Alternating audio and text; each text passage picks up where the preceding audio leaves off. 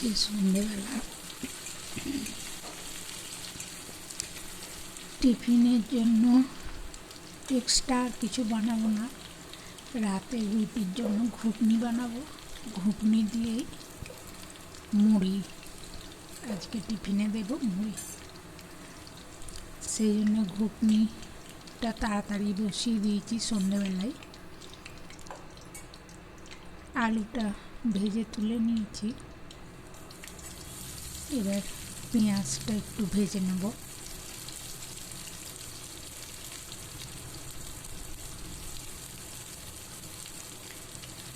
আর আজকে যেহেতু 24শে ডিসেম্বর, আর আমি বাড়িতে যে কেক বানাই, নানান রকমের কেক বানাই নিজেরা খাওয়ার জন্য, আজকেও বানিয়েছি। পরের দিন সেটা শেয়ার করবো আপনাদের সাথে। আর আজকে সন্ধেবেলা কী করলাম সেটাই এখন তুলে ধরলাম।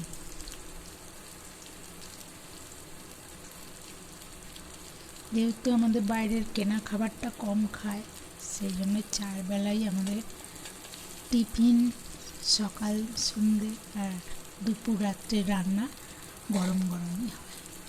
আমি একটু জিরে ফোড়ন দিয়ে দিলাম, দিয়ে পেঁয়াজটা ভেজে নেব। শুকনো লঙ্কা দেবো না, বড্ড ঝাঁঝ হয়ে যায়।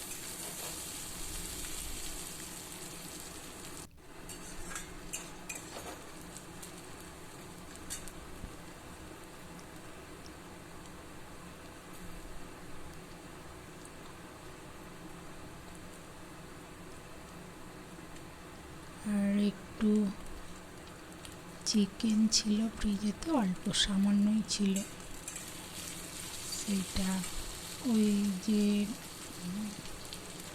বোনলেস চিকেন, একটু আমাদের এরকম ছিবড়ে ছিবড়ে লাগে বলে আমরা ওই মাংসর তরকারিতে ওই মাংসটা না দিয়ে আলাদা করে রেখে দিই, দিয়ে টুকটাক এটা ওটা করে ফেলি, রান্না করে ফেলি।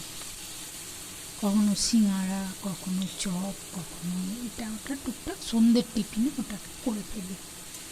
তো কালকে লেগ পিস একটাই ছিল, ছেলেকে পোড়া খেতে ভালোবাসে বলে ওই ননস্টিক তাওয়াতে করে করে দিয়েছিলাম।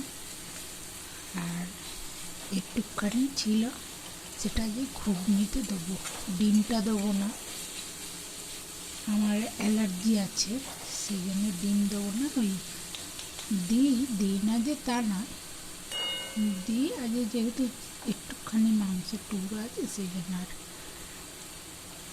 ডিমটা দেবো না। মাংসটার মধ্যে আমি পেঁয়াজ রসুন, পেঁয়াজ না, আদা, রসুন, একটুখানি লঙ্কা গুঁড়ো, হলুদ গুঁড়ো দিয়ে রেখেছিলাম। সেটাকেই কষে নিচ্ছি যাতে রসুন গন্ধটা না ছাড়ে।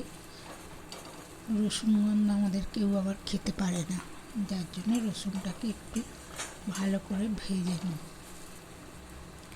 আর কড়াইটা সেদ্ধ করা আছে কুকারে, তাড়াতাড়ি হয়ে যাবে।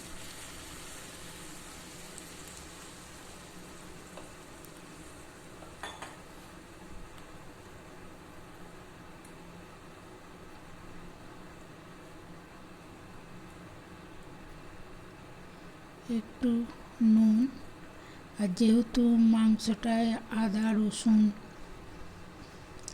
সামান্য জিরে ধনে দেয়াই ছিল, সেই জন্য আর ওগুলো দেবো না।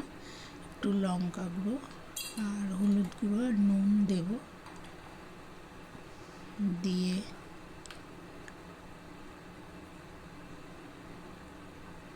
ভালো করে একটু জলটা একটু শুকনো শুকনো হয়ে আসলে, যেহেতু আলুটা ভাজা রয়েছে আর কড়াইটাও সিদ্ধ করা, সেই জন্য বেশিক্ষণ সময়ও লাগবে না।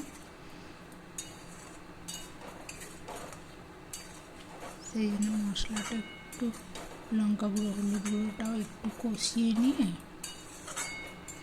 সামান্য একটু জল দেবো, আমাদের শুকনো শুকনো ঘুগনি খায় না, একটু বেশ কাই কাই থাকবে। আর সব শেষে নাবিয়ে নিয়ে দেব গোলমরিচ গুঁড়ো আর একটু বিট নুন আর কাঁচা পেঁয়াজ। যখন খাবে তখন কাঁচা পেঁয়াজ একটু কুচিয়ে ওপর দিয়ে ছড়িয়ে দেবো।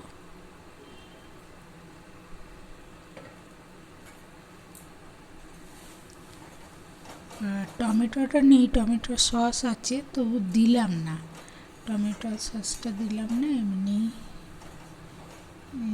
খেতে ভালোই হয় এরকমভাবে করলেও, বা নিরামিষে করলে জিরে শুকনো লঙ্কাকে ভেজে আর ফোড়নের সময় ওইটা দিলে দারুণ টেস্ট হয়। আবার শেষে দিলেও হয়, শেষে আমি যেহেতু গোলমরিচ বিট নুন দিই ওই জন্য ওটা ফোড়নে দিই, ওটা ভাজা নেই আর একদিনের জন্য ভেজে কি করব, সেই জন্য একটু ধনে পাতা আছে, ধনে পাতা দিয়ে দেবো। আর কাঁচা লঙ্কাগুলো মারাত্মক ঝাল, দিলে খেতে পারবে না। শেষে যদি হয় তো দেবো মুড়ির সাথে একটা করে, যদি খায়, কারণ আমরা খুব বেশি ঝাল খাই না।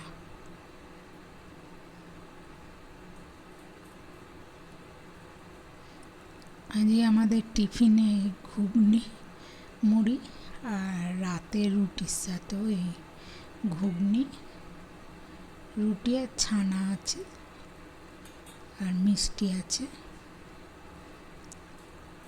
আর মাছ তো ছেলের থাকেই, দুপুরেও খায় না বলে রাতেও মাছ রেখে দিই। আমরা খুব একটা রাতে মাছ দুজনে খাই না, খায় তবুও এক একদিন খায়। চিংড়ি মাছটা হলে সবাই খায়, ওই ভেজে পেঁয়াজ কুচিয়ে মেখে কিংবা পোস্ত দিয়ে আর পেঁয়াজ দিয়ে একটু পোস্ত করলে মাখো মাখো, সেইটা খায়।